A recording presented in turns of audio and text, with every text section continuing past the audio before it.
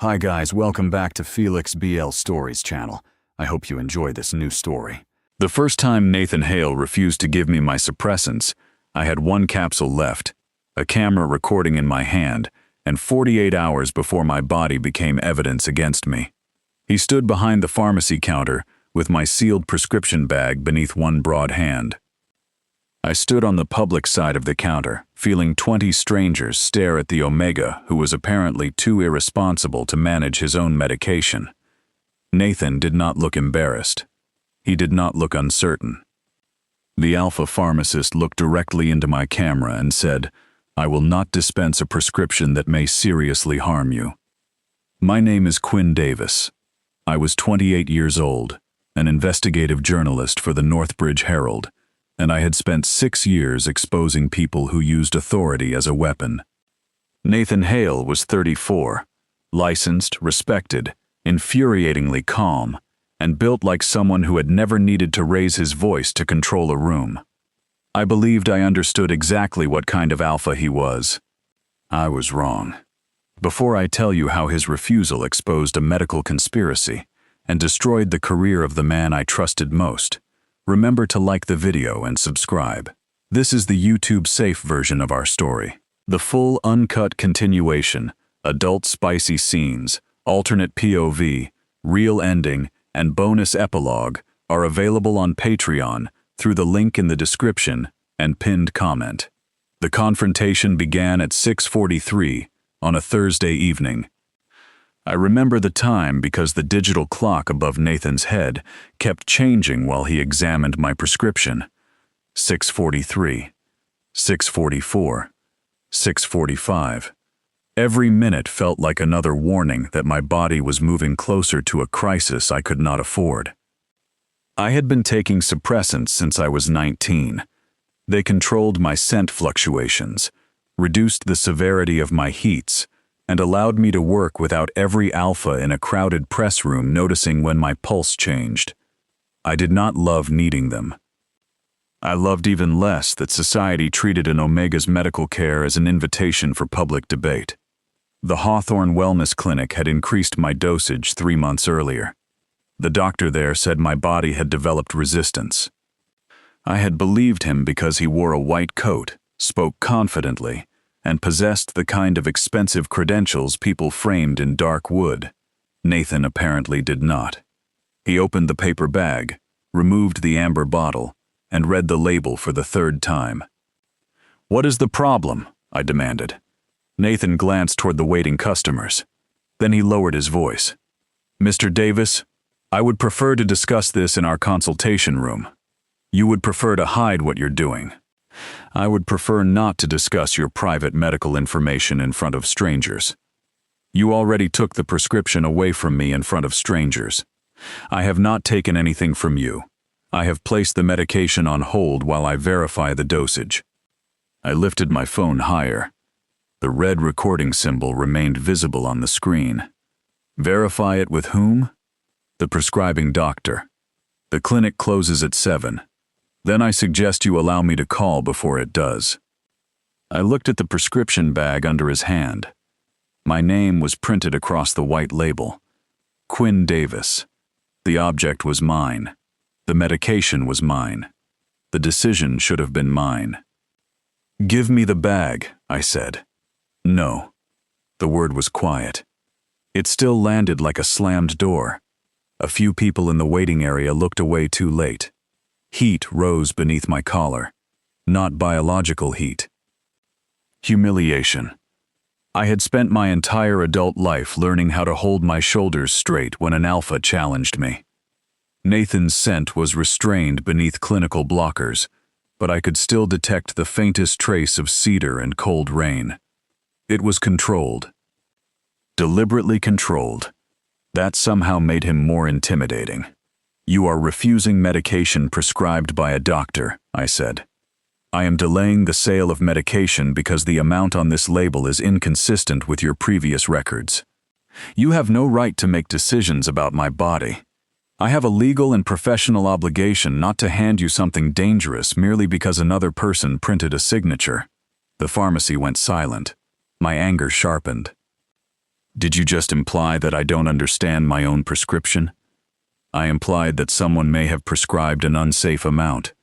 You saw the word Omega in my file and decided I needed supervision. His jaw tightened. It was the first visible crack in his composure. No, that is what this looks like. It looks like a pharmacist checking a potentially dangerous prescription. It looks like an alpha refusing to give an omega medication that controls his heat. It looks like you are frightened, angry, and recording me because a camera gives you control of a situation in which you feel exposed. His accuracy made me hate him immediately. I stepped closer to the counter. You have no idea what I feel. Nathan's eyes dropped to my hand.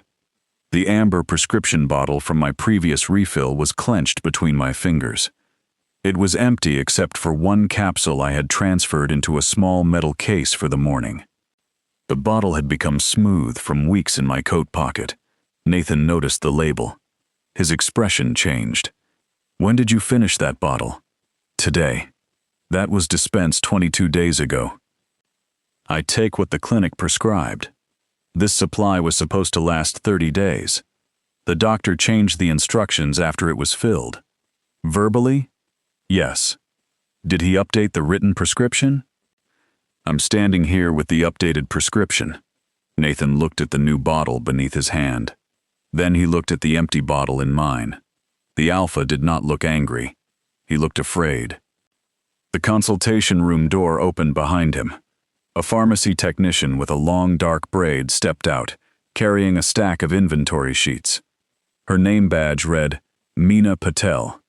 She glanced at Nathan, then at my camera, then at the growing audience. Nathan? Call Hawthorne Wellness Clinic, he said. Ask for Dr. Elias Mercer directly. Meena's professional expression tightened. We called twice. Try the physician line. They transferred me to billing. Try again. I gave a bitter laugh. You have already been calling them? For 12 minutes. And nobody thought to tell me? I told you there was a delay. You told me to sit down. You were swaying. I was angry. You can be both. I hated that answer too. My phone buzzed. The name on the screen was Graham Vale, my editor, my boss. The man who had recruited me from a local paper when I was 24 and promised to make me the best investigative reporter in the city. I turned away from Nathan and answered. Tell me you're on your way back, Graham said. I'm at the pharmacy. You said that an hour ago. There's a problem with my prescription. What kind of problem? The pharmacist is refusing to fill it. There was a brief pause. Then Graham exhaled in annoyance. Is he an alpha? I looked at Nathan. He was speaking quietly to Meena while keeping one hand over the prescription bag. Yes. Record everything. I already am. Good. We might have a second story. I'm supposed to be finishing the Hawthorne investigation. You can do both. An alpha pharmacist denying an omega access to suppressants is exactly the kind of institutional discrimination we publish. Nathan's gaze lifted. He could not hear Graham's words, but he could probably hear the tone through my phone. I told him I would publish the confrontation, I said. Excellent. Get his full name and license number. I have his name. Then pressure him. You need that medication tonight. There was something in Graham's voice that made me grip the phone more tightly. Not concern. Urgency. At the time, I mistook the difference for deadline pressure. I'll handle it, I said. Do not leave without the prescription, Quinn. The call ended. Nathan was watching me. Your editor? He asked. That is none of your business. He told you not to leave. You were listening? I am an alpha standing 6 feet away from a phone conversation. I heard only what you said. Convenient. Not particularly. Meena returned to the counter holding the pharmacy phone. The clinic says Dr. Mercer is unavailable. Nathan extended his hand. Give me the phone. She did. He introduced himself, stated his license number, and requested a direct physician consultation. The person on the other end spoke long enough for his expression to harden. No, Nathan said. Billing cannot authorize a clinical dosage. Another answer came. No, I will not dispense it because someone marked the request urgent. His eyes moved to me. Yes, the patient is here. A pause followed. No, I will not put him on the phone until I have spoken with the prescriber. His voice became colder. If Dr. Mercer wants this prescription filled, he can explain the dosage himself. He ended the call. I stared at him. You refused to let me speak to my doctor. The person on the phone was not your doctor. You don't know that. I know billing staff do not usually introduce themselves using an invoice code. Mina leaned closer to him. The code started with HW stability. Nathan's eyes narrowed. What? That was the account code she gave me, HW-stability 7. The empty bottle in my hand suddenly felt heavier. Before I could ask what the code meant, a chair scraped across the floor behind me. Someone gasped. I turned. A young Omega had fallen from his seat. He looked about 25. His blonde hair was damp with sweat, and his hands were trembling violently against the tile. A canvas bag had spilled beside him. 2 amber prescription bottles rolled across the floor. Nathan moved before anyone else understood what was happening. He came around the counter in 3 long strides and dropped to one knee beside the Omega. Mina, call emergency services. The Omega tried to sit up. Nathan stopped without touching him. My name is Nathan. I'm a pharmacist. May I help you? The young man's unfocused eyes moved toward him. My medication, he whispered. May I touch your wrist? The Omega nodded. Only then did Nathan place 2 fingers against his pulse. His movements remained controlled. His scent remained suppressed. Even in an emergency, he asked permission. That detail unsettled my certainty more than anything else had. Mina called for an ambulance. Nathan asked the Omega his name. Leo, he answered. Leo Marsh. What did you take today, Leo? My regular dose. Which bottle? Leo pointed weakly toward the containers on the floor. I picked them up before someone stepped on them. The first bottle came from Hawthorne Wellness Clinic. The prescribing physician was Dr. Elias Mercer. The dosage instructions matched mine. The second bottle contained a stronger emergency medication. It had been filled 9 days earlier.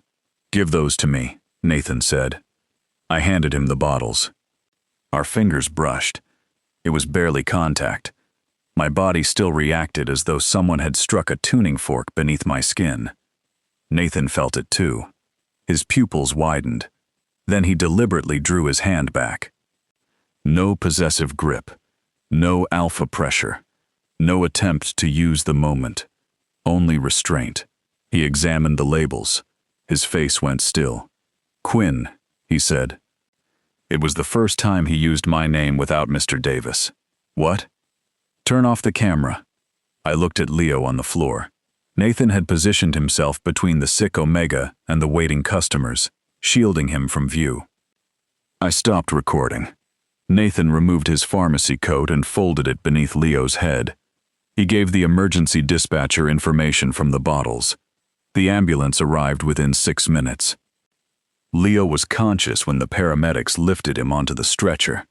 As they passed me, he reached toward the empty bottle still in my hand. You too? He asked. What? Hawthorne. I nodded. Leo looked at Nathan, then back at me. Don't take the next one. The paramedics carried him out. No one in the pharmacy spoke until the doors closed. Nathan returned behind the counter. He did not retrieve his coat. He pulled up my electronic file and began searching through the clinical notes. I restarted my camera, but I kept the lens pointed toward the floor. What happened to him? I asked. I cannot discuss another patient's medical information. You saw his labels. So did you. They matched mine. Yes. Was his dosage dangerous? Nathan looked at me. Your dosage is dangerous. The words no longer sounded like an accusation. They sounded like a verdict. I lowered the phone. What exactly are you seeing? Your original prescription was within the usual therapeutic range. 3 months ago, it was increased. 6 weeks later, it was increased again. I know. Your refill frequency also increased. The clinic said my metabolism was changing. Did they perform new testing? They took blood. Did they give you the results? They said the results supported the increase. Did you see them? No. Nathan turned the monitor slightly away from the waiting area. Come into the consultation room. This time I followed him. The room was small enough that his presence filled it. There was a desk, 2 chairs, a locked cabinet, and a wall poster explaining patient privacy rights. Nathan closed the door but did not lock it. He sat on the far side of the desk, leaving the chair nearest the exit for me. Another deliberate choice. I placed the empty amber bottle between us. You get 5 minutes, I said. I need more than 5. You have 5 before I contact another pharmacy. If another pharmacist fills this without reviewing the record, you may become seriously ill. You keep saying that without explaining how. I am trying to confirm the exact risk. Then confirm it. Nathan entered a series of commands. Most of the file contained ordinary refill records. Then a yellow symbol appeared beside a section marked Archived Clinical Communication. Nathan clicked it. A password request appeared. He entered his pharmacist credentials. A second warning stated that the note had been restricted by the originating provider. Why is it hidden? I asked. It may contain information transferred from a previous physician. Can you open it? I can access relevant information for dispensing decisions. Do it. Nathan selected the override. A paragraph appeared. He read it once. Then again. The color drained from his face. What does it say? He did not answer. Nathan. His gaze remained fixed on the screen. I reached for the monitor. He turned it toward me. The note had been written 11 months earlier by Dr. Helen Sloan, the physician who treated me before she abruptly retired. Patient reports, increasing fatigue, scent instability, memory gaps, and cardiac palpitations, following unexplained dosage escalation requests. Current dosage should not be increased without independent review. Pattern may indicate deliberate overmedication or external pressure on prescribing providers. Patient has not yet been informed due to concern that clinic access to shared record may compromise his safety. I stopped breathing. The consultation room seemed to tilt around me. She thought someone was deliberately overmedicating me. Nathan's voice was careful. Yes. Why didn't she tell me? The note suggests she believed the system was compromised. She retired 2 weeks after writing this. Do you know why? Her office said it was a family matter. Nathan scrolled down. There is an attachment. He opened it. The attachment was unavailable. A deletion notice showed that the originating file had been removed by an administrator at Hawthorne Wellness Clinic. My stomach tightened. How could Hawthorne delete something written by another doctor? If they acquired her practice records or became the supervising clinic, they may have gained administrative control. They recommended Hawthorne to me. Who did? I looked at the screen, then at my empty bottle. My editor. Nathan said nothing. That silence was worse than suspicion. I stood too quickly. The room shifted. Nathan rose at once but remained behind the desk. Sit down. Do not order me around. You are dizzy. I am leaving. With what medication? I'll find another pharmacy. I'll find another pharmacy. I cannot stop you. Good. I can tell you that doing so would be dangerous. You have been telling me that for half an hour, because you keep trying to walk into danger before I finish explaining it. His voice finally rose, not enough to frighten me, enough to reveal that he was frightened. I stopped at the door. Nathan looked at the empty bottle between us. How many capsules do you have left? 1. When were you planning to take it? Tomorrow morning. Do not make any changes without medical supervision. You just refuse the medication that prevents me from making changes. I refused the unsafe dosage. So what happens now? I find a physician who is not connected to Hawthorne. We arrange an urgent evaluation. We document everything. We stabilize you safely. We? His jaw tightened again. That was imprecise. It was possessive. It was concern. Alphas often rename possession when they want it to sound respectable. Nathan looked directly at me. I do not own your body, your decisions, or your fear. I will not pretend otherwise. But I am the person who opened this warning, and I will not look away now that I understand what may be happening. The words struck somewhere beneath my anger. I opened the door. Mina stood outside with a printed page in her hand. She looked from Nathan to me. The clinic called back. Dr. Mercer? Nathan asked. No, their legal administrator. Nathan's expression hardened. What did they want? They asked whether Quinn had viewed the archived note. A cold silence filled the hallway. I looked at the monitor. Nathan looked at the pharmacy's security camera. Mina lowered her voice. How did they know you opened it? Nathan returned to the computer and checked the access log. The archived note had generated an automatic alert. The alert had been sent to Hawthorne Wellness Clinic. They knew we had found the warning. My phone buzzed again. This time, the message came from Graham. Do not publish anything about the clinic yet. Call me immediately. I showed the screen to Nathan. Did you tell him we found the note? He asked. No. Mina? I haven't contacted anyone. Graham's second message arrived. Leave the pharmacy. Now. I stared at the words. Nathan read them over my shoulder. His scent shifted for the first time. Cedar sharpened through the blockers. Not dominance. Alarm. He knows, Nathan said. I wanted to argue. Instead, I looked at the empty amber bottle on the desk. For 3 months, I had carried it without questioning the label.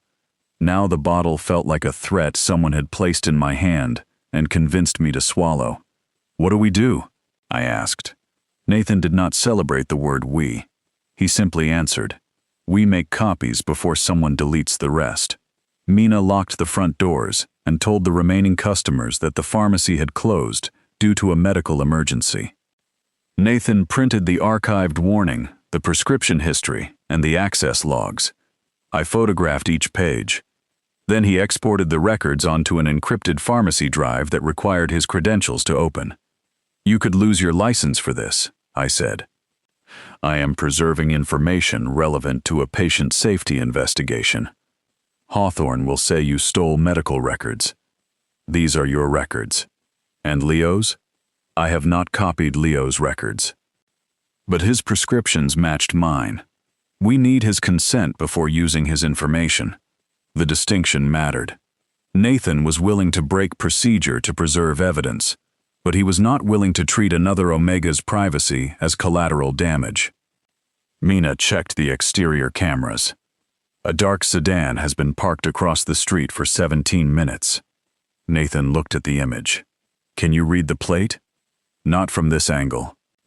I moved toward the front window. Nathan stepped into my path. I need a photograph, I said. You need to remain out of sight. You said you don't control my decisions. I don't? You're blocking the door.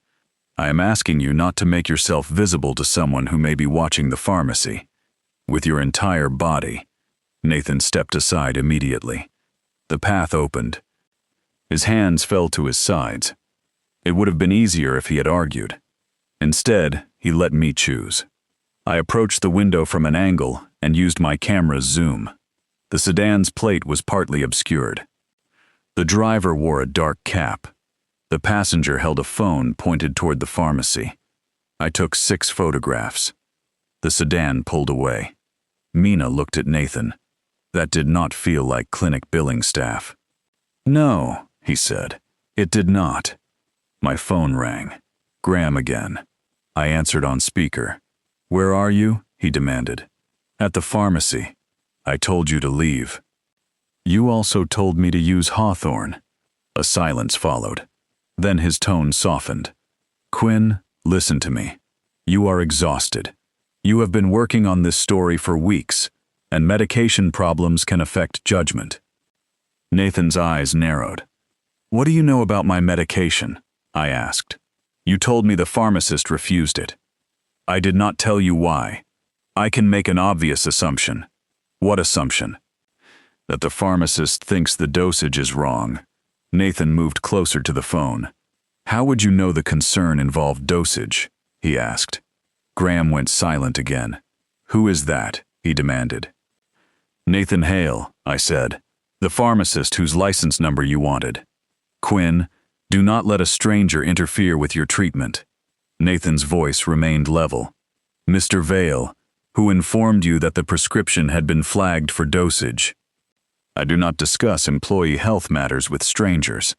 Then discuss why you told Quinn to leave immediately after Hawthorne received an alert that we accessed a restricted note. I have no idea what you're talking about. Good, Nathan said. Then you will not object when we provide the access logs to regulators. The line disconnected. I stared at my phone. Graham had never hung up on me. Not when I missed deadlines. Not when my investigation into the mayor's office brought police to the newsroom. Not even when I published a correction that cost the paper an award. He always controlled the ending of a conversation. This time, Nathan had taken it from him. You should not have threatened my editor, I said. I informed him of our next step. Our next step? Nathan looked at me carefully. You can walk away. Stop saying that. Why? Because every time you remind me that I can leave, it sounds like you expect me to. His expression changed. For 1 second, the cold pharmacist disappeared. A tired man stood in his place. I expect you to protect yourself, he said. Those are not the same thing. No. What are you protecting yourself from? Mina suddenly became very interested in the printer. Nathan looked toward the dark front windows.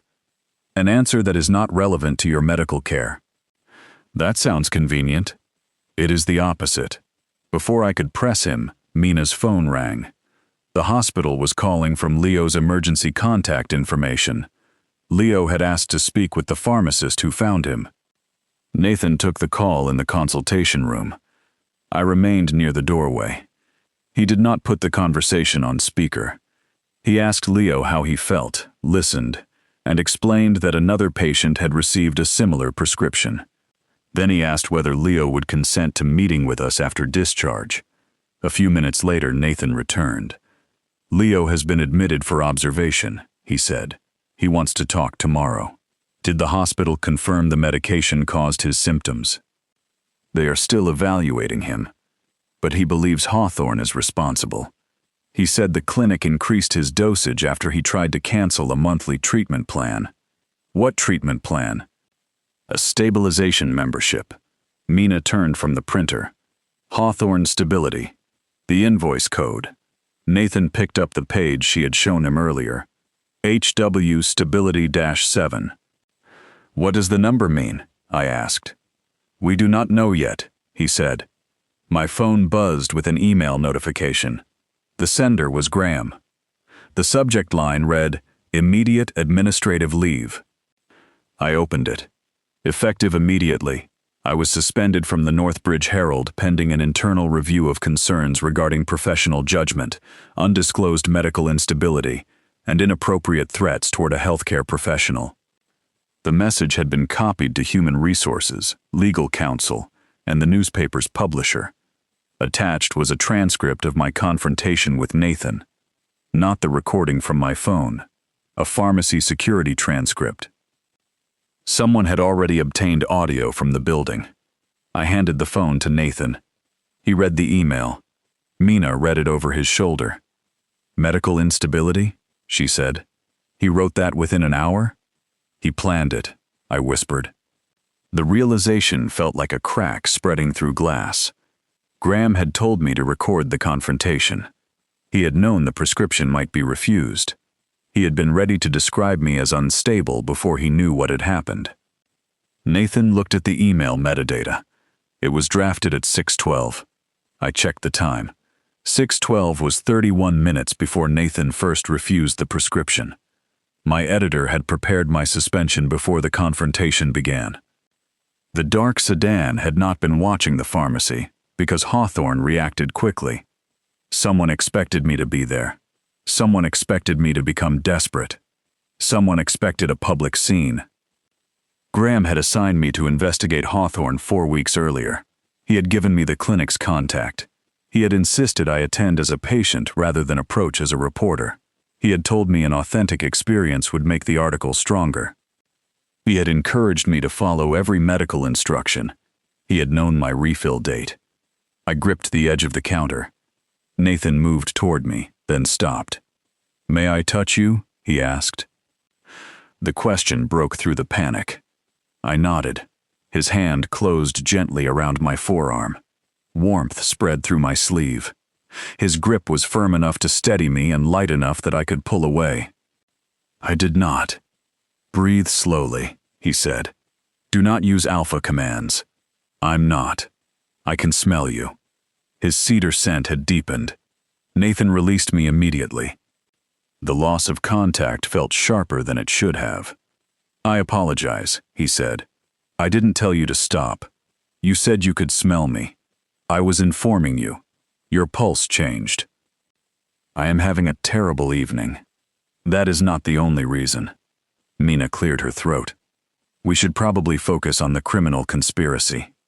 I pulled my arm away. Nathan stepped back. The air between us remained charged. Mina handed me a bottle of water. "Do you have somewhere safe to stay tonight?" she asked. "My apartment." "Does your editor know the address?" "He has sent documents there." "Does Hawthorne?" "My address is in my patient file." Nathan looked toward the security camera again. "You should not be alone." I gave him a warning look. He lifted both hands slightly. "That is advice, not an order." "Mina?" I asked. "My apartment is 40 minutes away and my sister's children are staying with me." I looked at Nathan. He said nothing. "You're waiting for me to ask," I said. "Yes. That is manipulative." "No, it is consent." The answer disarmed me. "Where do you live?" "Above the pharmacy." I looked toward the ceiling. "You live here?" "The building belonged to my grandfather. The pharmacy occupies the first floor. My apartment is on the second." "Convenient." "Usually. I am not sleeping in an alpha's apartment while my suppressants are unstable." "You can use the locked guest room. I will remain downstairs." "You expect me to believe you'll spend the entire night in the pharmacy?" "Yes." "Why?" "Because someone may return for the records." Mina tapped the encrypted drive. He has a point. Nathan placed the drive inside a small metal case and gave the case to me. I stared at it. "You're giving me the evidence?" "They are your medical records. They are your medical records. You made the copies. You decide what happens to them." That was the moment my image of Nathan began to collapse. A controlling alpha would have kept the drive. A self-protective pharmacist would have deleted the evidence. A man interested only in being right would have demanded gratitude. Nathan gave me the proof and stepped away. I put the metal case in my coat. "I'll stay until morning," I said. Nathan's eyes held mine. "Your conditions?" "The guest room door locks from the inside." "Yes. You do not enter without permission." "I won't." "You do not contact my editor." "Agreed." "You do not make medical decisions for me." "I will provide information and help you reach an independent doctor. The decisions remain yours. And you keep your scent blockers on." Something flashed in his expression. Disappointment. It disappeared almost instantly. "Agreed." Mina looked between us. "I am suddenly very glad I live 40 minutes away." Nathan ignored her. I tried to do the same. We finished securing the pharmacy at 8:30. Mina copied the security footage showing the dark sedan and stored it with the access logs. She also contacted the pharmacy's corporate compliance line and reported a possible patient safety issue involving Hawthorne prescriptions. Before leaving, she pointed at Nathan. Do not try to solve everything alone. Then she pointed at me. Do not provoke anyone with a corporate legal department before breakfast. I make no promises, I said. I assumed. After she left, Nathan checked the back entrance twice. I sat in the consultation room and reviewed the archived warning. The language was clinical, but I could hear Dr. Sloane's fear beneath it. She had suspected someone was increasing my medication intentionally. The fatigue, the memory gaps, the pounding in my chest whenever I climbed stairs, the scent instability I had blamed on stress. All of it had begun before Hawthorne, but Hawthorne had made it worse. I searched my email for Dr. Sloane's name. 11 months earlier, she had sent me a message asking to schedule an urgent appointment. I had never seen it. The message had been automatically redirected into a folder created by a newsroom security filter. The filter label was GV Protected Sources, Graham's initials. My hands began shaking. Nathan appeared in the doorway holding a tray. He had removed his pharmacy coat and rolled the sleeves of his black shirt to his elbows. The sight of his forearms should not have mattered during an investigation. Unfortunately, my body had not received that instruction. I brought food, he said. I'm not hungry. You have been here for 2 hours without eating. That is not unusual. It should be. Is nutritional judgment included with every prescription refusal? No. This is a personal annoyance. I looked at the tray. Soup, bread, sliced fruit, and tea. Nothing scented strongly enough to worsen omega sensitivity. You prepared this? I live above a pharmacy. I know how to heat soup. I am revising my assessment of your skills. Upward, marginally. He placed the tray on the desk. His gaze moved to my laptop screen. What did you find? I showed him the filtered email. Nathan read the details without leaning over my shoulder. Can your editor control your work account? He controls newsroom security settings. Could he have redirected other messages?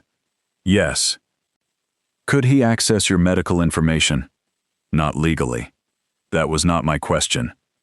I thought about the insurance forms Graham had helped me complete when the newspaper changed providers. My emergency contact information. My clinic reimbursement requests. The leave paperwork I submitted after a severe heat 2 years earlier. He had access to enough, I said. Nathan pulled the second chair closer, but stopped before sitting. May I? You're asking permission to use your own chair. I'm asking permission to remain in a small room with you while your scent is changing. I became aware of the sweetness beneath my usual scent blockers. It was faint but unmistakable. Pear and warm spice. My cheeks heated. I thought you couldn't smell anything through the blockers. I can smell enough to know you are under physiological stress. Is that a professional observation? Yes. Only professional? His eyes darkened. That is not a safe question. Why? Because you are my patient tonight. I'm not your patient. I am responsible for the medication decision that placed you in this situation. The clinic placed me in this situation. I am still the person between you and the prescription. You keep describing yourself as a barrier. That is how you see me. How do you see yourself? Nathan looked at the empty amber bottle. Tonight? Yes. The person who almost dispensed it. The guilt in his voice surprised me. But you didn't. I nearly did. The prescription passed the automated checks. I had already printed the label. What stopped you? Nathan hesitated. Your hand. My hand? You placed the empty bottle on the counter while searching for your identification. I saw the fill date. That was all? No. What else? You were trying not to tremble. I looked down at my fingers. I had worked through lunch. You were pale. Your pupils were slow to adjust. Your scent blockers were masking something irregular. You noticed all that while arguing with 3 customers and answering the phone? I noticed you when you entered. The room became very quiet. Nathan's voice lowered. That is why your question was unsafe. My pulse quickened. His gaze dropped toward my throat and returned to my eyes. He did not move closer. The restraint between us had become its own form of pressure. "You can sit," I said. Nathan took the chair. We ate in silence for several minutes. Then my phone buzzed with a message from an unknown number. "Stop digging. The next episode will not end in a pharmacy." Attached was a photograph of me entering Hawthorne Wellness Clinic 2 weeks earlier. A timestamp had been added beneath the image. A second photograph showed Nathan helping Leo on the pharmacy floor. A third showed the upstairs windows of the building. Nathan read the messages. His chair moved back. "Stay here." "Where are you going?" "To check the alley." "I'm coming." "No." The word struck too sharply. I stood. Nathan closed his eyes briefly. "When I say no like that, it is not because I believe you are incapable." "It sounds exactly the same." "I know." "Then choose better words." He looked at me. "Please remain inside while I check whether someone is behind the building. That is still an instruction." "Yes. At least it is honest. I do not know how to protect you without occasionally asking you to avoid danger. You could start by remembering I expose dangerous people for a living. And you could remember that competence does not make you impossible to hurt." His fear was visible now. It softened my anger against my will. "We check together," I said. "You take the back door. I watch the camera feed." Nathan considered it. Agreed. We moved into the dispensary. I monitored the exterior cameras while Nathan approached the rear entrance. The alley appeared empty. Then movement flickered near the waste containers. A man in a dark cap stepped into view. The same man from the sedan. He carried a metal tool. "Nathan, stop." Nathan froze with his hand near the lock. The man approached the electrical box attached to the building. He opened the panel. The pharmacy lights went out. Emergency lamps activated. The security monitors switched to battery power. The man disappeared from view. Nathan locked the rear door and returned to me. He cut the external power. "To disable the cameras?" "The cameras have backup power. Does he know that?" "He will in a moment." A loud impact struck the back door. My entire body jolted. Nathan positioned himself between me and the entrance. "Call the police." "I already am." Another impact shook the door. The emergency dispatcher answered. I gave the address and described the intruder. Nathan retrieved a fire extinguisher from the wall. "You keep those near the medication?" "I keep several things near controlled substances." The back window shattered. Glass scattered across the storeroom floor. A gloved hand reached through the broken pane. Nathan activated the security alarm. The noise exploded through the pharmacy. The intruder withdrew. Footsteps ran down the alley. Police arrived 4 minutes later. The man was gone. They found the damaged electrical box, the broken window, and a discarded pry bar. No usable fingerprints remained. One officer reviewed the security footage. "Do you know anyone who would want access to this building?" she asked. Nathan looked at me. I gave her Graham's name, Dr. Mercer's name, and everything we knew about Hawthorne. She took the threatening message from my phone. Then she asked whether I had somewhere else to stay.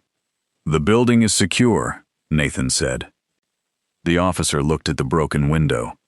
"It will be after someone boards that. I can handle it.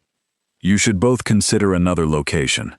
I thought about hotels, friends, and every address connected to my employee records. Nathan seemed to reach the same conclusion. "My family owns a cabin outside the city," he said. "No one uses it this season." I folded my arms. "You want me to go to an isolated cabin with an alpha I met 3 hours ago?" "When you phrase it that way, the plan sounds poor." "It is poor. The alternative is remaining in a building someone just attempted to enter." The officer cleared her throat. "The cabin sounds safer." Nathan gave me the metal case containing my records. "You choose." I hated that he meant it. Choice was easier when the person offering it clearly wanted the wrong answer. Nathan waited without pressure. "I'll go," I said, "but we stop at the hospital first. To see Leo? To ask whether he wants to help expose Hawthorne." A faint expression crossed Nathan's face. Pride. He tried to hide it. Agreed. The police remained while Nathan covered the window. We left through the front entrance just after 11. His vehicle was a black utility car with pharmacy emergency permits displayed near the windshield. Nathan opened the passenger door, then paused. "Is this acceptable? You ask permission to open doors too. I am learning that assumptions irritate you. Most things irritate me." I noticed. I climbed inside. He closed the door. We reached Northbridge General Hospital 20 minutes later. Leo was awake in a private observation room. His older sister, Sienna, sat beside him. She was a beta paramedic with exhausted eyes and a protective posture. When Nathan introduced us, she stepped between him and the bed. "My brother said the clinic medication caused this. The hospital is still evaluating him," Nathan said. "I cannot make a diagnosis." "You refused the same prescription for Quinn." "Yes." "Then why did another pharmacy fill Leo's?" Nathan accepted the accusation without becoming defensive. "I do not know. That needs to be investigated." Leo looked at me. "You're the reporter." I was. Was? My editor suspended me before the pharmacy confrontation happened. Sienna stared at me. "How could he suspend you before it happened?" "That is what we intend to find out." I explained the hidden warning, the clinic alert, and the threatening photographs. Leo listened without interruption. When I finished, he reached toward the bedside drawer. Sienna helped him retrieve a folder. "Hawthorne makes everyone sign these," he said. Inside was a membership contract. The Hawthorne Stability Program promised priority appointments, emergency suppressant adjustments, private heat management rooms, and employment verification letters. The monthly fee was more than half my rent. "What happens if you cancel?" I asked. Leo gave a hollow laugh. "My symptoms get worse." "Because they increase the dosage?" "I think they increase it before you cancel. Then they tell you the symptoms prove you need the program." Nathan examined the contract. "Did you consent to dose changes?" The doctor said refusing meant I was medically non-compliant. My employer requires a compliance certificate. Sienna's mouth tightened. "His company insurance recommended Hawthorne." "Which company?" I asked. "Vale Media Group." The name struck like a blow. The Northbridge Herald belonged to Vale Media Group. Graham's family owned a controlling interest. I opened the contract to the final page. A funding disclosure listed Hawthorne Stability Partners. The investors were hidden behind a holding company. The registered address was the same office tower as Vale Media Group. Nathan looked at me. "Your editor did not merely know about the clinic. He may own part of it." Leo signed a medical record authorization, allowing regulators and my independent reporting team to review his Hawthorne prescriptions. Sienna agreed to act as a witness. Before we left, Leo touched the empty bottle still protruding from my coat pocket. "You kept yours?" "I forgot to throw it away." "Don't." "Why?" "So nobody can say we imagined the labels." The bottle had changed again. At the pharmacy, it had represented medication I believed Nathan was withholding.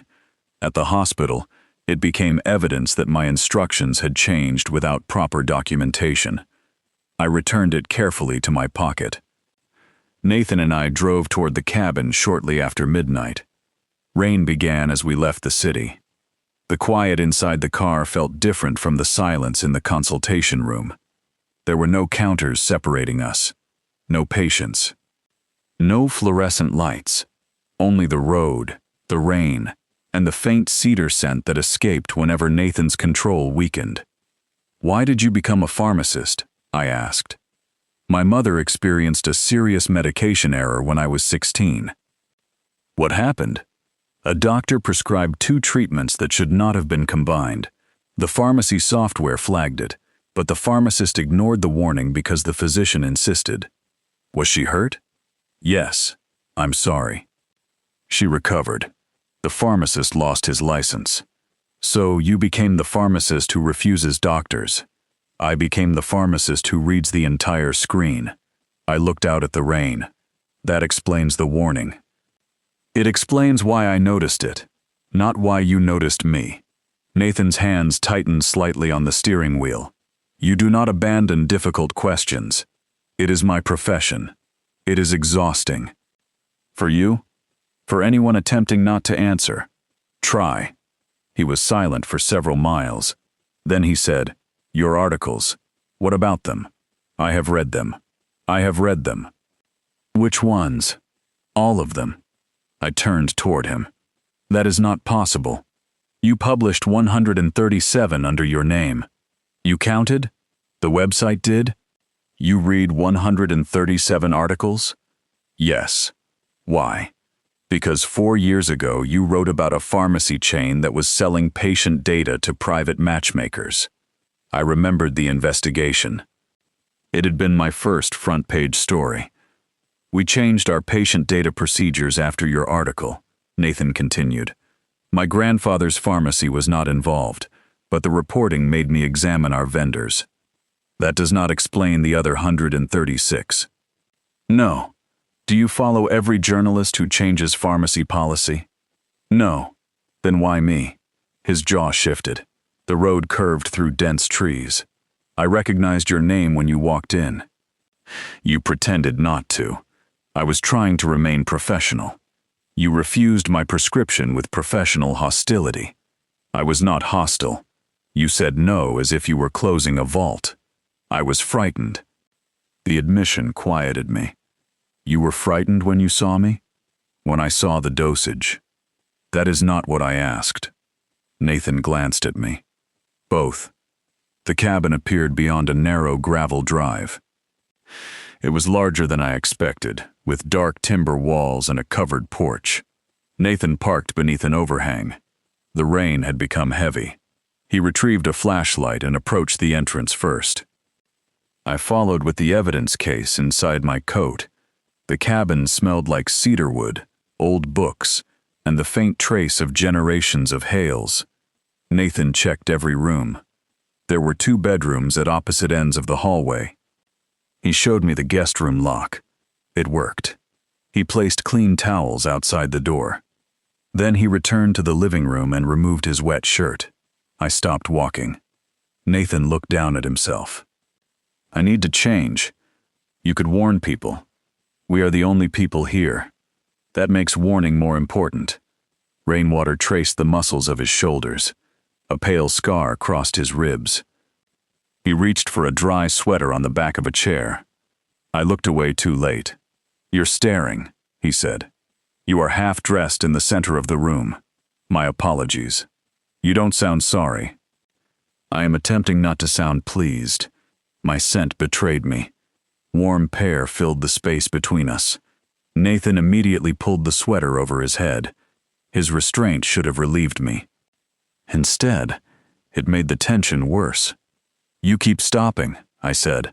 Stopping what? Everything. That is usually what restraint means. Does it hurt? His eyes darkened. Yes. The answer entered the room like another person. My pulse became unsteady. Nathan stepped back. I will sleep on the sofa. You said you would remain downstairs. That was before someone broke the window. The bedrooms are separated. Yes. You could use the other one. I could, but you won't. No. Because of my scent? Because your medication is unstable, you are under extreme stress, and I am an alpha who has wanted to touch you since before you knew my name. I forgot how to speak. Nathan's voice remained controlled, but every word carried the weight of effort. I will not allow attraction to interfere with your ability to feel safe, he said. I will stay in the living room. Your door will remain locked. Nothing happens unless you initiate it with a clear mind and complete freedom to stop. The cabin seemed suddenly too warm. You say things like that and expect me to sleep? I am not doing particularly well either. I should have gone to the guest room. Instead, I placed the evidence case on the table. We still have work. Nathan looked at the clock. It is after 1. Graham will begin deleting records when offices open. He may already be deleting them. Then we find what he cannot delete. I opened my laptop. We searched corporate records, archived news releases, medical licensing databases, and insurance filings. At 2:16, I found Hawthorne Stability Partners, listed as a sponsor of a Vail Media Employee Wellness Conference. At 2:40, Nathan found a regulatory complaint filed by an Omega nurse who alleged that Hawthorne threatened to report her as medically unstable after she refused a dosage increase. At 3:12, I located a photograph of Graham standing beside Dr. Mercer at a private fundraising dinner.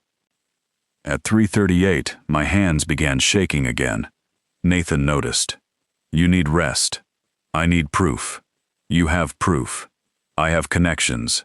Graham will call them coincidences. Your body is not a machine. It has been treated like one for 3 months.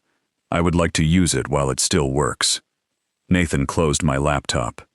I glared at him. Open it. No. We discussed this. Yes. You decide what happens to your body. I decide whether I help you damage it. You are impossible. So I have been told. I reached for the laptop. He kept one hand over the lid. The position mirrored the pharmacy counter, his hand over what I wanted. My anger returned. Then I saw the difference. At the pharmacy, the prescription bag had been beneath his palm. Now his hand trembled. Nathan was exhausted too. You need rest, I said. I will rest when you do. That sounds like an order. It is negotiation. Poor negotiation. What do you want? The question was too broad. I could have answered with evidence. A safe prescription. My job back. Graham in prison. Instead, I looked at Nathan's mouth. His breath changed. He understood.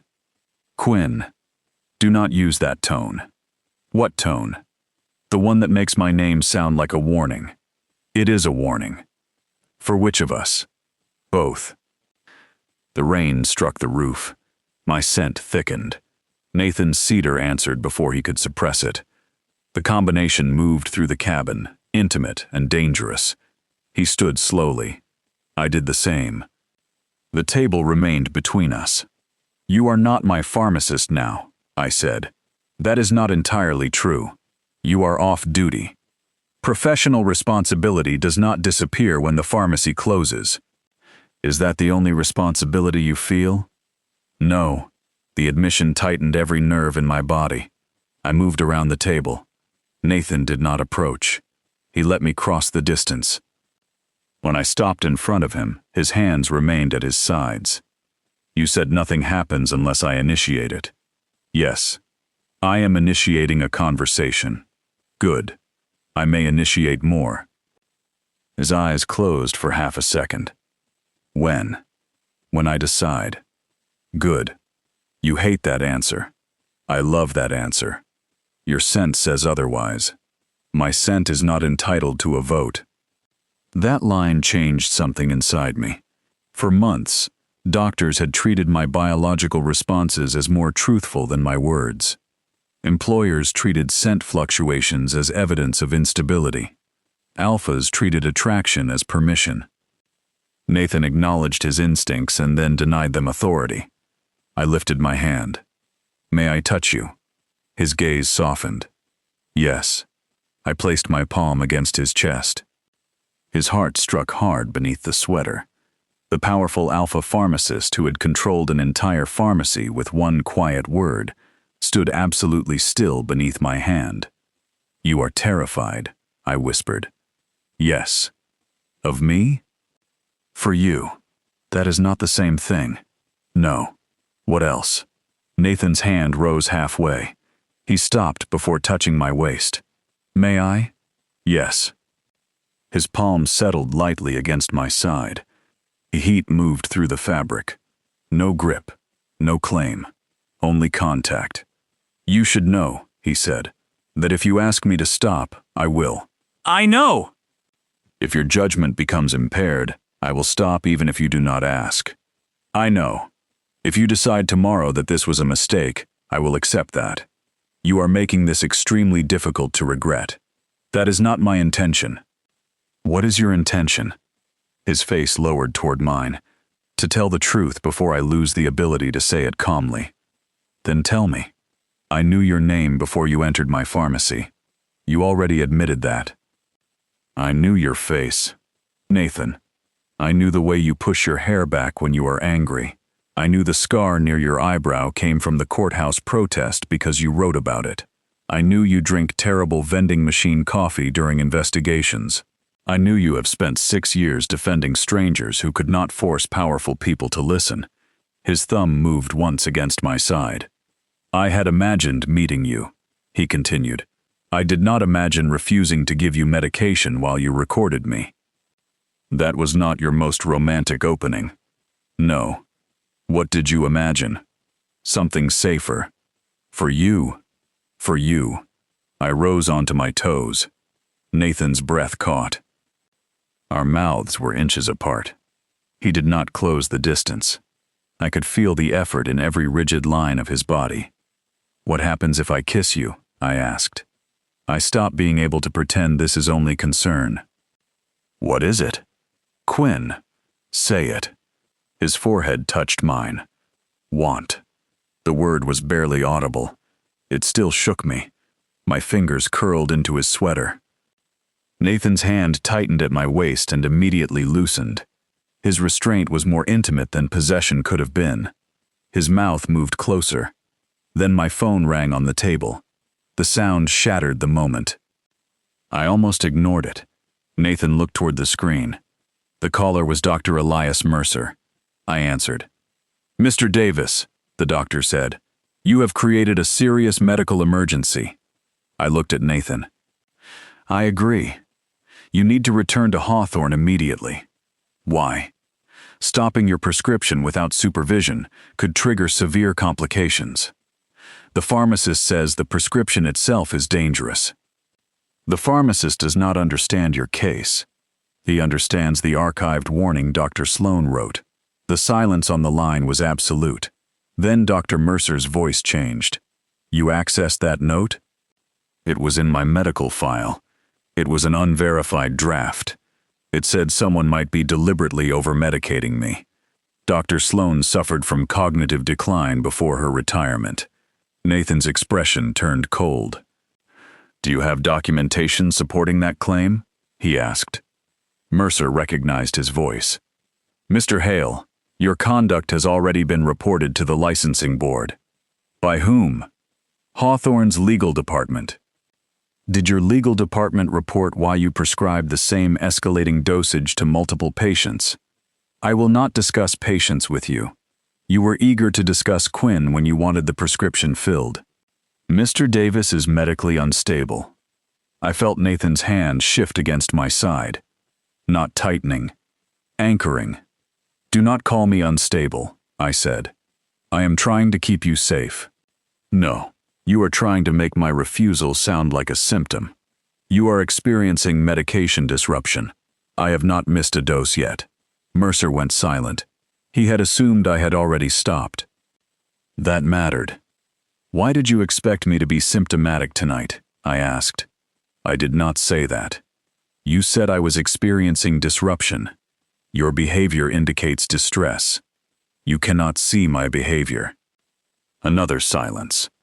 Nathan picked up my laptop and opened a recording program. He pointed toward it. I nodded. The call began recording. Who told you where I was? I asked. Your pharmacy contacted us.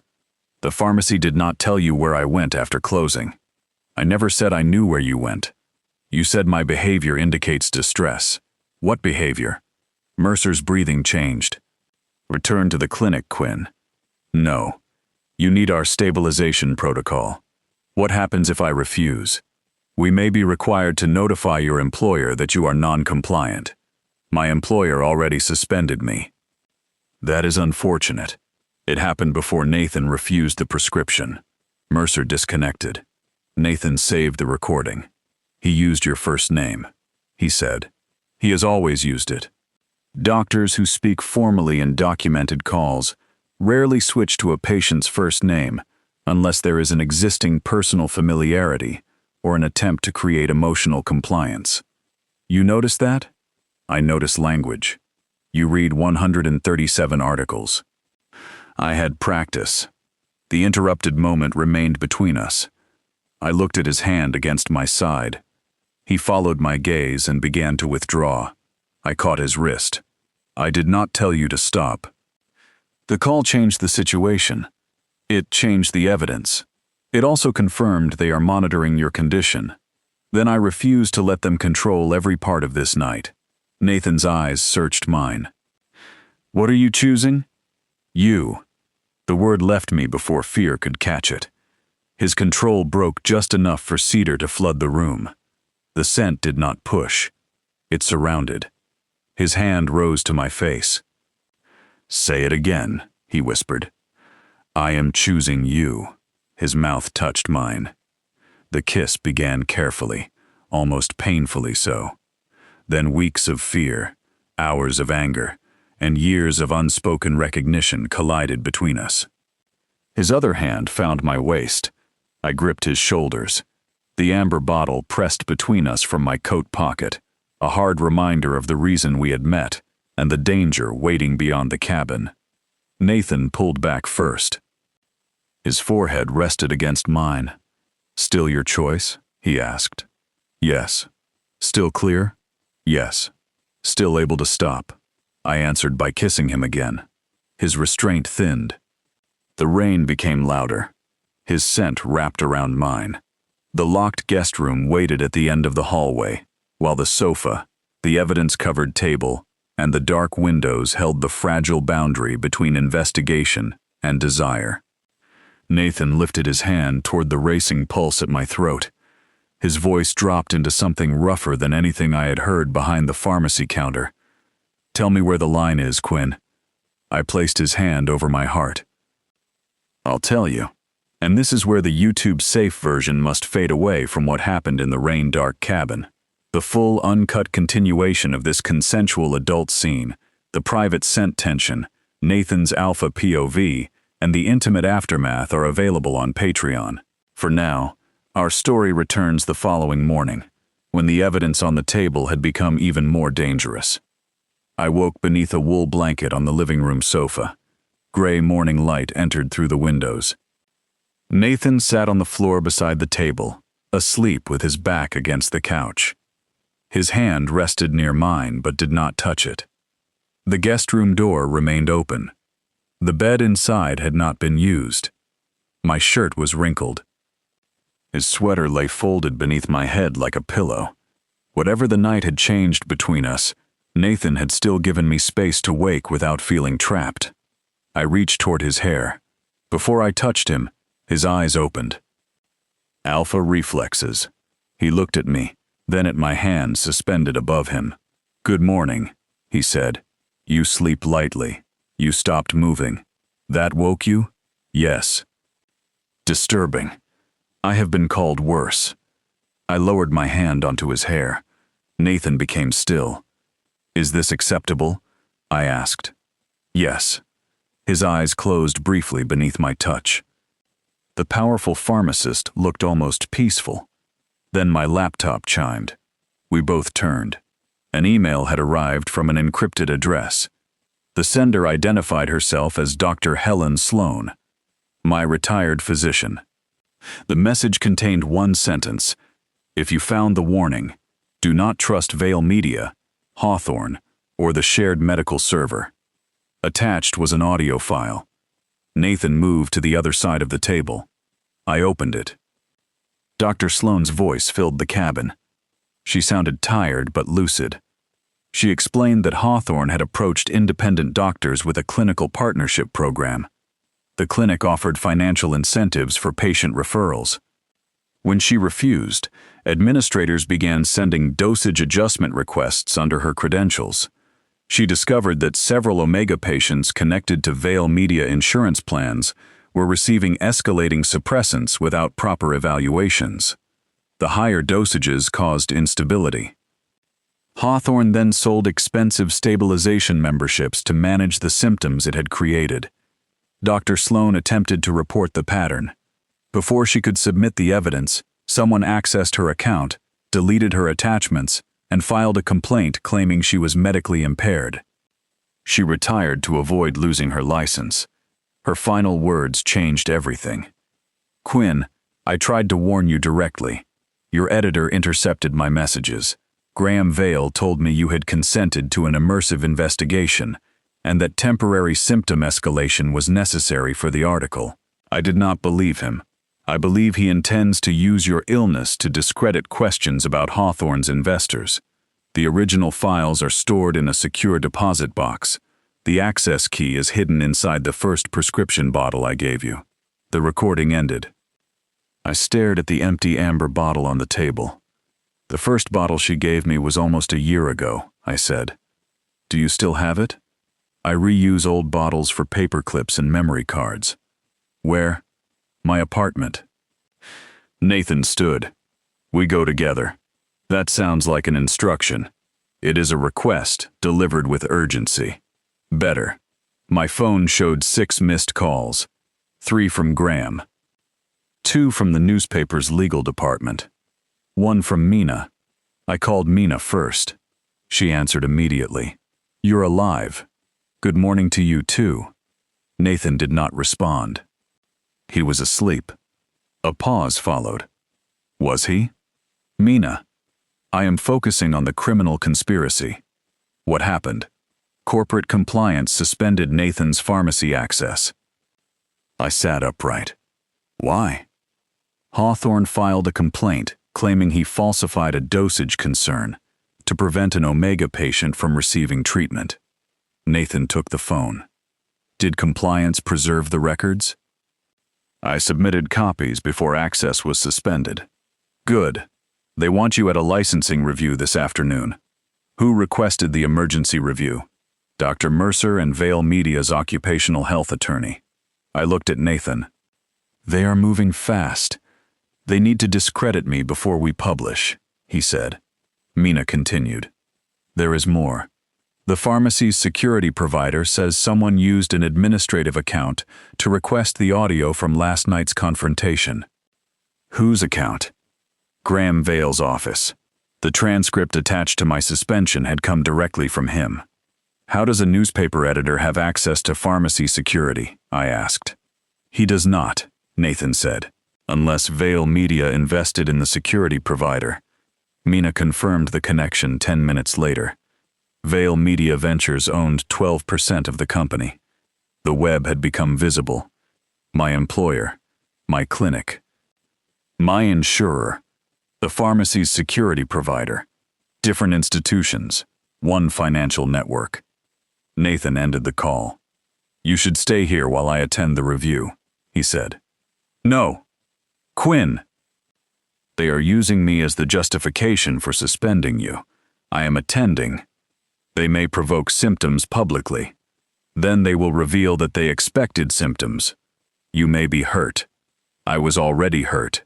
I simply did not know who was doing it." Nathan crossed the room. His hands settled on the table rather than on me. "I can lose my license," he said. "I know. You can lose more than a job. I know. I am trying to explain why I may not be calm today. You do not have to be calm. I do around you. Why?"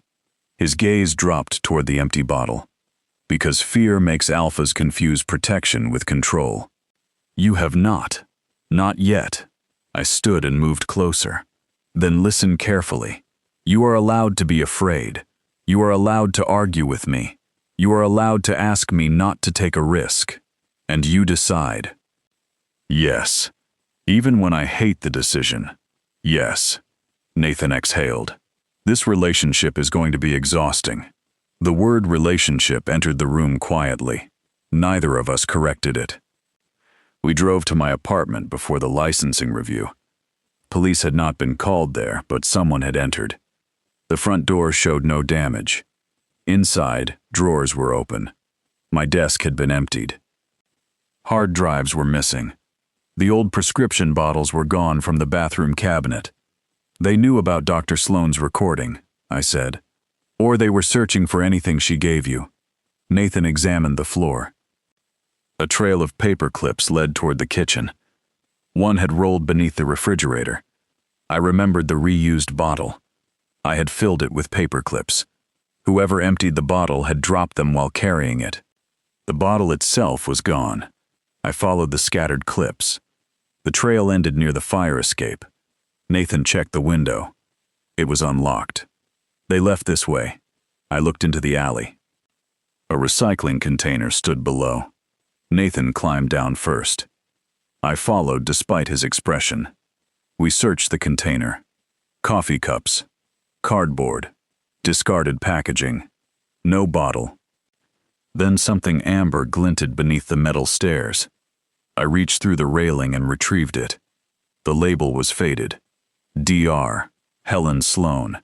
The cap had been removed. The bottle appeared empty. They found it, I said. Nathan turned the container upside down. A tiny metal key fell into his palm. Whoever searched the apartment had missed it, because the key was lodged beneath the label rather than inside the bottle. Dr. Sloane had peeled the paper back, cut a narrow space and resealed it. Nathan handed the key to me. The amber bottle had transformed for the third time. First, it represented the medicine I believed I needed. Then it became proof that someone had endangered me. Now it carried the key to the truth.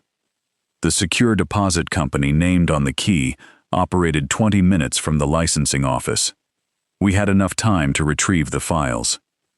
The deposit box contained a portable drive, printed correspondence, and a notarized statement from Dr. Sloane. The drive held dosage requests, internal Hawthorne emails, and spreadsheets tracking Omega patients by profitability. Patients were assigned categories: compliant, dependent, at risk of cancellation, suitable for escalation. My name appeared in a separate folder labeled Media Containment. Inside were emails between Dr. Mercer and Graham. Graham had requested that Hawthorne increase my dosage gradually while I investigated the clinic. He said the resulting fatigue would slow my reporting. If I discovered the financial connection, they would use my medication instability to challenge my credibility. The final stage was scheduled for the week of my refill. One email contained the sentence that ended any doubt. Quinn will create the incident himself, once the pharmacy refuses the outlier prescription. A draft headline was attached. Omega reporter's medical crisis raises questions about ethical investigations. My public collapse had been planned as part of Graham's defense strategy. Nathan read the emails beside me. His hands remained steady until he reached a message discussing the possibility that I might require hospitalization. Then the Alpha's scent filled the small deposit room. Cedar, rain, fury. I touched his wrist. "Look at me." He did. "You do not get to destroy anyone in a secure deposit office." I was not planning to. You were imagining it. Yes. Your imagination is loud. They calculated the likelihood that your symptoms would become life-threatening. I read it. He approved the risk. I know. Nathan's voice dropped. He knew you trusted him. That was the wound beneath the conspiracy. Graham had not merely accessed my records or endangered my health. He had used everything he taught me about journalism against me. Follow the evidence. Trust the paper trail. Assume powerful institutions protect themselves. I had followed those rules everywhere except the newsroom where I learned them. We need copies in several locations, I said. Nathan nodded. We sent encrypted archives to Mina, Leo's sister, an independent regulator, and a lawyer who had represented sources in my previous investigations. I also scheduled an automatic release to 3 competing newspapers. If I did not cancel the release by 6 that evening, every file would be delivered. Nathan looked at the timer. You created a dead man switch, a dramatic name for an email schedule. It means they cannot stop publication by stopping you. That is the idea. I hate it. I expected you would. You are still attending the licensing review. Yes. Why? Because Graham expects me to hide. Nathan looked at the amber bottle in my hand. What do you expect from me? The truth. You already have it. I mean about us. His expression became guarded. Today? Yes. I expect nothing. That is not true. I want many things. Expectation is different. What do you want? He moved closer. To take you somewhere no one can reach you. That is not possible. I know. What else? To stand beside you at the review. You will. To hear you say last night was not only fear. It was not. His eyes softened. And after today, I placed the amber bottle inside my coat. Ask me after we survive the hearing. The licensing review took place inside a municipal health building. 3 board members sat behind a raised desk. Dr. Mercer attended with Hawthorne's attorney. Graham sat in the second row beside the Herald's legal counsel. He wore the navy suit he reserved for funerals and award ceremonies. When I entered beside Nathan, his face tightened. He stood. Quinn, we need to speak privately. No. His eyes moved to Nathan. You are under the influence of a pharmacist who has already violated professional boundaries. Nathan did not respond. I did. Which boundary? Your medical situation is affecting your judgment.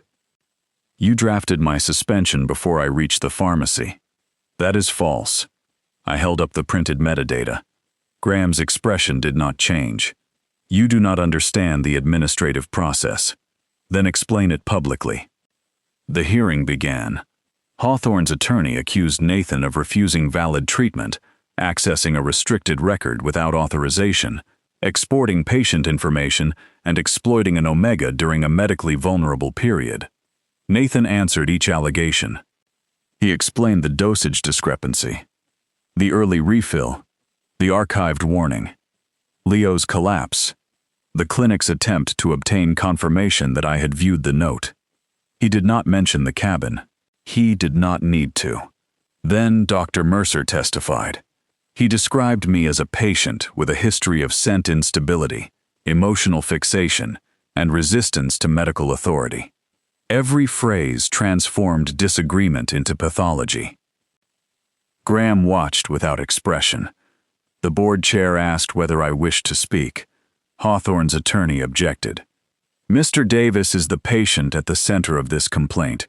His current state may prevent reliable testimony. I stood. My current state is inconvenient to your client. That is not the same as unreliable. The chair allowed me to continue. I placed the empty amber bottle on the evidence table. This bottle was prescribed by Dr. Helen Sloan before Hawthorne took control of her records. She warned that someone was deliberately increasing my dosage. Dr. Mercer leaned toward his attorney. I presented the hidden key, the deposit files, the patient profit spreadsheets, the emails between Mercer and Graham. The room changed with every page. Board members stopped looking at Nathan. They began looking at Hawthorne. Graham remained seated until I displayed the draft headline predicting my pharmacy confrontation. Then he stood. This hearing is not the proper forum for stolen corporate correspondence. I turned toward him. You told Dr. Mercer the pharmacy would refuse the prescription. I did no such thing. Your email contains the dosage, the refill date, and the phrase outlier prescription. The messages have been altered. The originals were notarized by Dr. Sloan. She is not present. A door opened at the rear of the hearing room. Dr. Helen Sloan entered. She was smaller than I remembered. Her silver hair had grown longer, and she walked with a cane. Her gaze remained sharp. I am present now, she said. Graham went pale. Dr. Sloan took the witness seat. She explained how Hawthorne had falsified requests under her credentials. She identified the hidden warning. She confirmed that Graham intercepted her attempts to reach me. Then she produced an original audio recording of a meeting with Graham. His voice played through the hearing room. If Quinn becomes symptomatic during the investigation, The paper can separate itself from his conclusions. An unstable reporter is less dangerous than a credible one. No one moved. Graham looked at me. For the first time since I had known him, he had no prepared response. "You were supposed to write the story I assigned," he said. "I did. You were supposed to investigate patient complaints, not the investment structure. They are the same story. You think journalism survives without investors. I think patients should survive investors." The board chair ordered an immediate referral to the medical regulator and law enforcement. Hawthorne's prescribing authority was temporarily suspended. Nathan's pharmacy access was restored pending a full review. Dr. Mercer attempted to leave. 2 investigators stopped him at the door. Graham's attorney whispered urgently in his ear. My former editor looked at me across the hearing room. "I made your career," he said. I thought the words would hurt. Instead, they released something. "You gave me a desk," I answered. "I made the career." Reporters waited outside the building. News of the hearing had already spread. Microphones rose as we emerged. Questions struck from every direction. "Quinn, did Vale Media know about the clinic? Mr. Hale, did you become personally involved with your patient? Was the prescription refusal discriminatory? Are other Omega patients in danger?" Nathan positioned himself near me but did not speak over me. He did not pull me away. He waited. I stepped toward the microphones. "The pharmacist who refused my prescription did not discriminate against me," I said. He recognized a dangerous pattern that multiple institutions were paid to ignore. A reporter pointed at Nathan. "Is he your source?" I looked at him. Nathan's expression remained controlled. His scent did not. Cedar moved through the cold afternoon air. "He is one of them," I answered. The cameras captured the pause. They captured the way Nathan looked at me.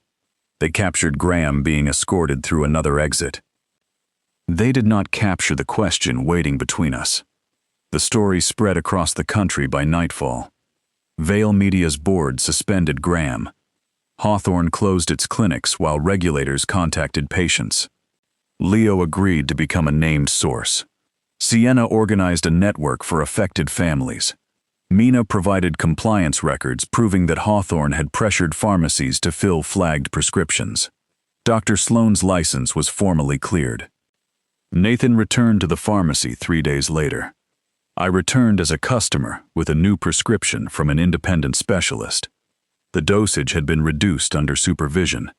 My symptoms would require monitoring, but the doctor expected recovery. Nathan examined the prescription. I leaned against the counter. "Are you going to refuse this one too?" He read every line twice. "Do you want me to?" "I want you to be honest." "The dosage is appropriate." That sounded painful. I had prepared a speech. Save it for our next argument. He placed the medication inside a white paper bag. Then he added the old amber bottle from Dr. Sloan. I had given it to regulators. They returned it after documenting the hidden key. A new label had been placed across the faded prescription information. It contained a handwritten message. "Your decision." I looked at Nathan. "What is this?" "A reminder." "Of what?" "That the bottle does not decide what you need. A doctor does not decide alone. A pharmacist does not decide alone. An alpha does not decide." "And an omega?" "You decide after receiving honest information." I turned the bottle in my hand. The object that once represented dependence now represented choice. The pharmacy had closed for the evening. Mina had left 5 minutes earlier with a smile far too knowing to be professional. Nathan came around the counter. He stopped several feet away. "Your article publishes tomorrow," he said. "Yes." "Did you include my name?" "You signed the source agreement." "That is not the name I meant." My pulse quickened. Nathan's cedar scent deepened. He did not approach. He waited exactly as he had at the cabin. "What name did you mean?" I asked. "The article describes me as the pharmacist who refused your prescription." "That is accurate." It also describes an unnamed person who remained with you while the clinic attempted to recover the records. Also accurate. Your editor says readers will speculate. My new editor. I stand corrected. What are you asking, Nathan? His control slipped enough for fear to appear. Not fear of the clinic. Not fear of the licensing board. Fear of my answer. I am asking whether the final version includes me only as a source, he said, or whether I am allowed to become something more personal after the last paragraph. The pharmacy seemed to hold its breath. I looked at the amber bottle. Your decision. Nathan had refused to make my choices from the first moment we met, even when he believed I was walking into danger. Even when his instincts demanded protection, even when wanting me made restraint painful. Now he offered the decision again. I stepped closer. His gaze followed every movement. I placed the bottle inside his coat pocket. Nathan's breath changed. That is not an answer, he said. It is the beginning of one. Journalists usually prefer clarity. Pharmacists usually prefer patience. I have demonstrated considerable patience. You refused me within 30 seconds. I meant with you. I reached for his hand. He allowed me to take it. What happens after the last paragraph? I asked. That depends on what you choose. What do you want? The truth? Always. I want to lock the pharmacy door. My pulse jumped. I want to take you upstairs. His thumb moved across my knuckles. I want to tell you everything I could not say while you were medically vulnerable. His voice lowered.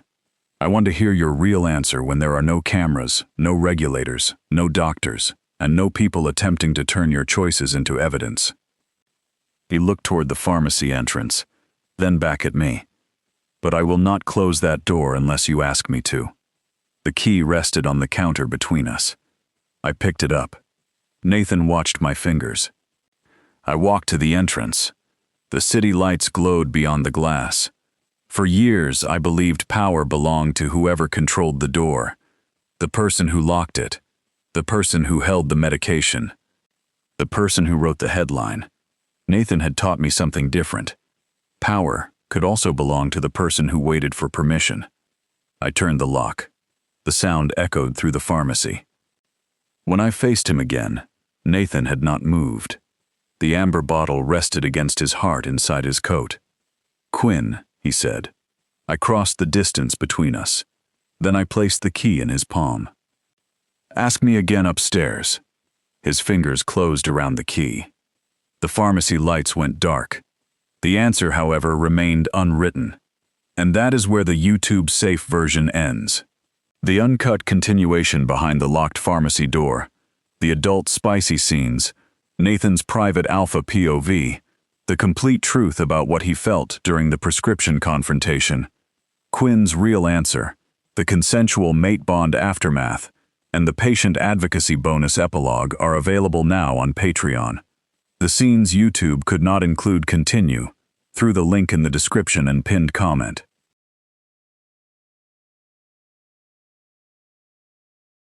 Thanks for watching.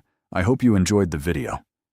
Because I don't make any money from YouTube, I depend entirely on paid Patreon subscriptions to keep this channel alive and continue creating content for you. I will keep posting here on YouTube, but if you want to support my work, please visit patreon.com/FelixBL. The link is the very first one in the description below. Before you go, tell me in the comments where in the world you're watching from and share your thoughts on the story.